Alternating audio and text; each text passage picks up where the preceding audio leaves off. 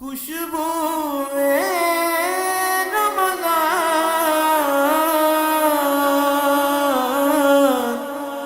خوشبو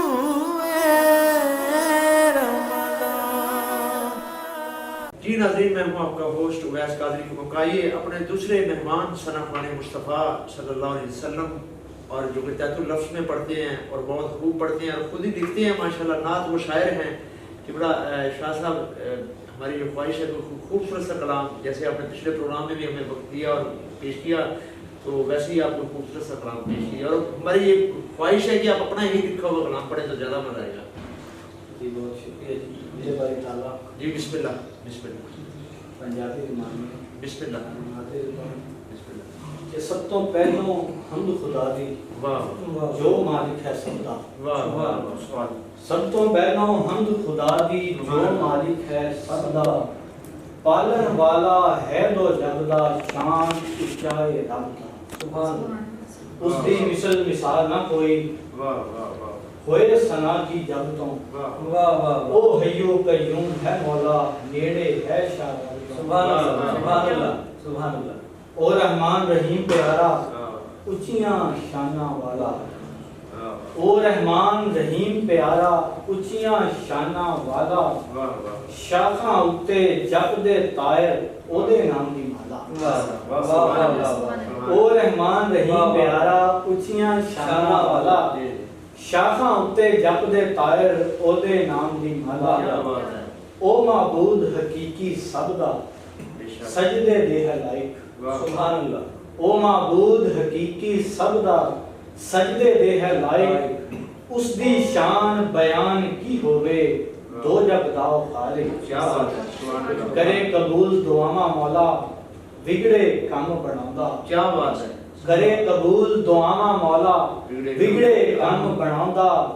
بھردا جھولی ہر سائل دی، خیر کرم دا پاوندا۔ اور نظر کرم دی سونیا ربا، مرشد اتے کر دے۔ نظر کرم دی سونیا ربا، مرشد اتے کر دے، صدقہ حسن حسین دا پا دے، خالی جھولی بھر دے۔ نظر کرم دی سونیا ربا، مرشد اتے کر دے، صدقہ حسن حسین دا پا دے، خالی جھولی بھر دے۔ سب تو پہلو حمد خدا دی جو مالک ہے سب دا، پالن والا ہے دو جگ دا، شان اونچا ہے رب دا۔ کیا بات ہے شاہ جی، ماشاءاللہ۔ اور ایک مجھے بھی حمد باری تعالیٰ کا شعر یاد آ گیا، جو الحمدللہ ثم الحمدللہ میں نے جہاں بھی پڑھا، بڑی اللہ نے پذیرائی دی اور بڑا ہی وائرل ہوا ہے الحمدللہ، کہ میرے رب تو رب الارباب رباب، میرے رب تو رب الارباب رباب، مشرقین دا رب مغربین دا رب، روزی دیندہ میں یزیدیاں وہ کہ کربلا والے حسین دا رب، روزی دیندہ میں یزیدیاں وہ کہ کربلا والے حسین دا رب، بلا تمہید دامت نات دروگا، بارگاہ رسالت امام میں گلہائے عقیدت کے پھول نشاور کرتے ہیں معروف ثنا خوان مصطفیٰ محمد رفیق چشتی صاحب۔ بسم اللہ۔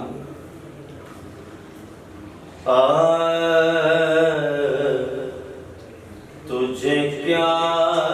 سناؤں اے دلربا، تیرے سامنے میرا حال ہے، تجھے کیا سناؤں اے دلربا، تیرے سامنے میرا حال ہے، تیری ایک نگاہ کی بات ہے، میری زندگی کا سوال ہے، میری ہر خوشی تیرے دم سے ہے، میری زندگی تیرے غم سے ہے، میری صبح تیرا میری شام ہے، تیری جستجو میری شام ہے، تیری جو جو میری صبح تیرا خیال ہے، نہ تو میرا کوئی کمال ہے، نہ دخل ہے اس میں شعور کا، مجھے رکھتے ہیں وہ نگاہ میں، رکھتے ہیں وہ نگاہ میں، یہ کرم ہے میرے حضور کا، تجھے کیا سناؤں اے دلربا تیرے سامنے، میرا حال ہے تیری ایک نگاہ کی بات ہے، میری زندگی کا سوال ہے۔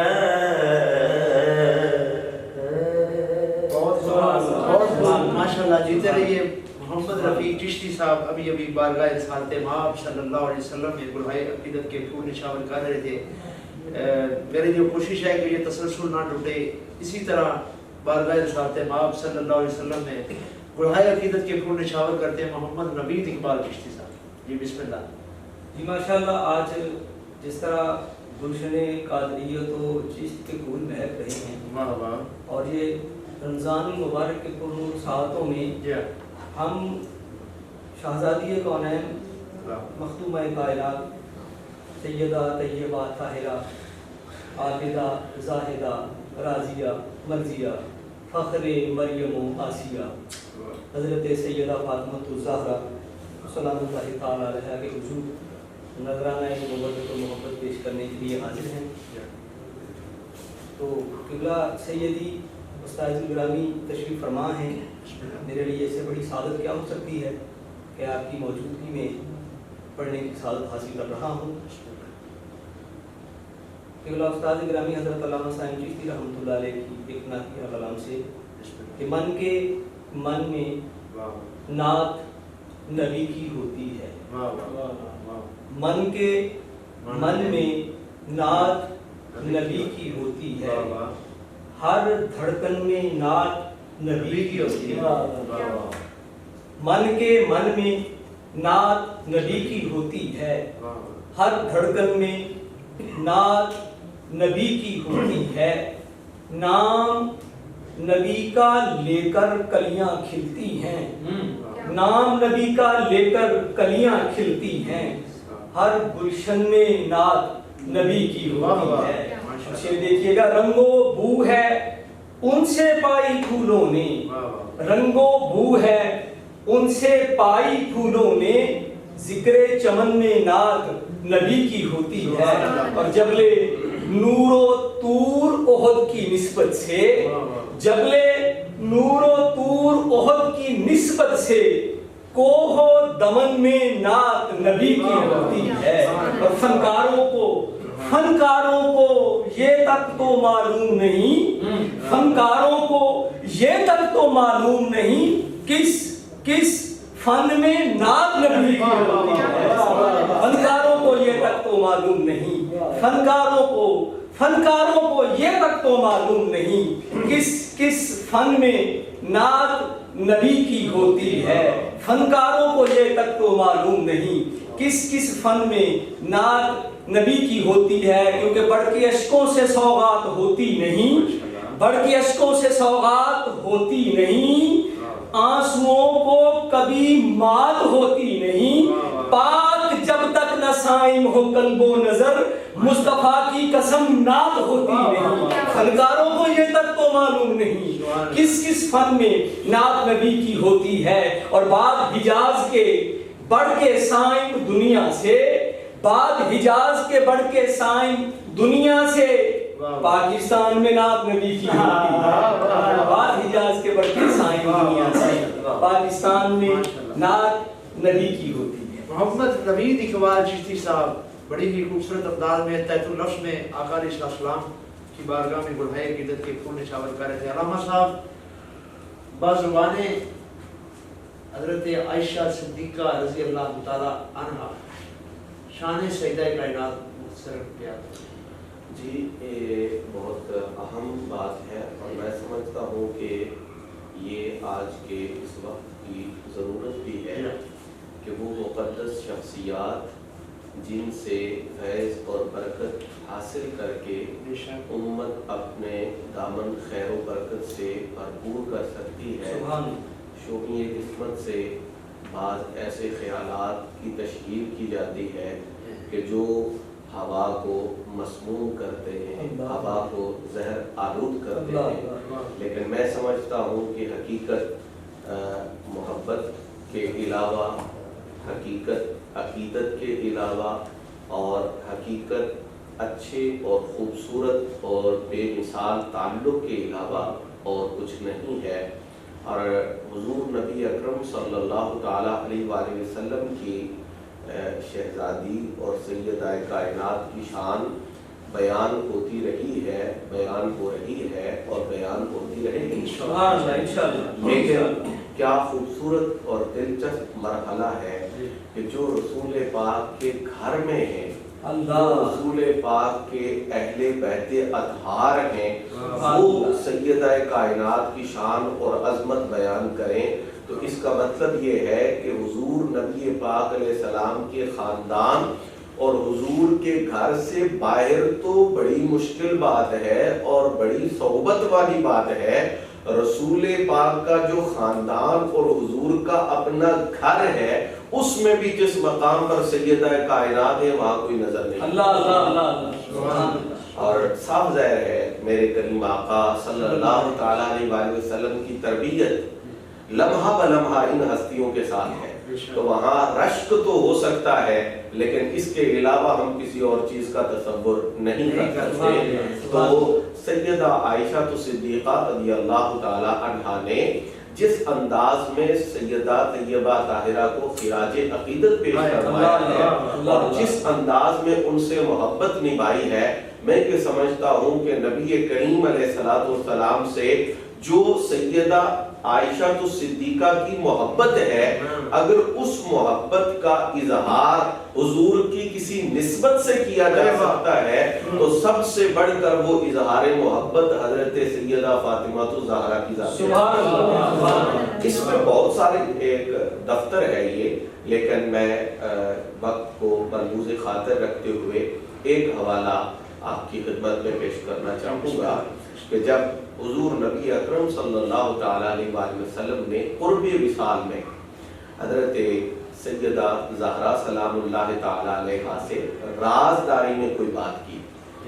اور بعد میں سیدہ عائشہ صدیقہ رضی اللہ تعالیٰ عنہا نے پوچھا کہ بتائیں وہ کیا بات ہوئی، تو آپ نے یہ فرمایا کہ جو بات راز میں کی جائے وہ راز میں کی ہی اس لیے جاتی ہے کہ تیسرے سے مخفی رہے۔ اللہ نے جو مجھے قریب کر کے مخصوص انداز میں وہ بات فرمائی، اس کا مطلب یہ ہے کہ آپ کی منشا اس بات کو چھپانا ہے، اس کا اظہار کرنا نہیں۔ اب جب حضور کا وصال اقدس ہوا تو پھر سیدہ عائشہ نے سوال دہرایا کہ کوئی شخص جب وصال کر جائے، جب پردہ کر جائے، جب پردہ نشین ہو جائے تو پھر اس کے اثرات اور رموز اگر ان کو ظاہر کرنے میں کوئی شرعی عذر نہ ہو تو ان کو ظاہر کیا جا سکتا ہے۔ اب بتائیے کہ نبی کریم علیہ السلام نے آپ سے کیا کہا اور آپ نے حضور کی بارگاہ سے کیا سنا؟ تو سیدہ طیبہ طاہرہ نے اس راز کو کھولا اور فرمایا کہ جب حضور نبی پاک علیہ السلام نے پہلی مرتبہ میرے ساتھ سرگوشی فرمائی تو حضور نے یوں فرمایا کہ میرے اور آپ کے بچھڑنے کا جو ایک ظاہری جدائی ہے اس کا، اور اللہ کریم کی بارگاہ میں میرے پیش ہونے کا وقت آ چکا ہے۔ تو یہ وہ بات تھی جو پہلے حضور نے فرمائی اور میں اس بات پر آنسو بہا کر اپنی محبت کا اظہار حضور سے کر رہی تھی۔ اور جو دوسری بات سرکار دو عالم صلی اللہ علیہ وآلہ وسلم نے فرمائی، ایک وہ جملہ ہے جو معروف ہے کہ حضور نے فرمایا کہ آپ کی ملاقات میرے ساتھ جلدی ہوگی، لیکن جو صحاح کی روایت میں بالخصوص بخاری میں ہے وہ یہ ہے کہ رسول کریم علیہ السلام نے جب دوسری بار قریب کیا تو وہ بات یہ تھی، اور سبحان اللہ کہ اس بات میں سیدہ عائشہ صدیقہ رضی اللہ عنہا اس بات کو بیان کرنے میں. دوسری بات یہ تھی کہ اما ترضینا ان تکونی سیدتا نساء العالمین، اور دوسری روایت میں سیدتا نساء اہل الجنہ، کہ فاطمہ آپ غمگین کیوں ہوتی ہیں؟ کیا آپ اس بات پر راضی نہیں ہیں؟ اللہ فرماتا ہے وَلَسَوْفَ يُعْطِيكَ رَبُّكَ فَتَرْضَىٰ، جس کو میرا رب راضی کرتا ہے وہ سیدہ سے کہتے ہیں بیٹی اس بات پر راضی نہیں.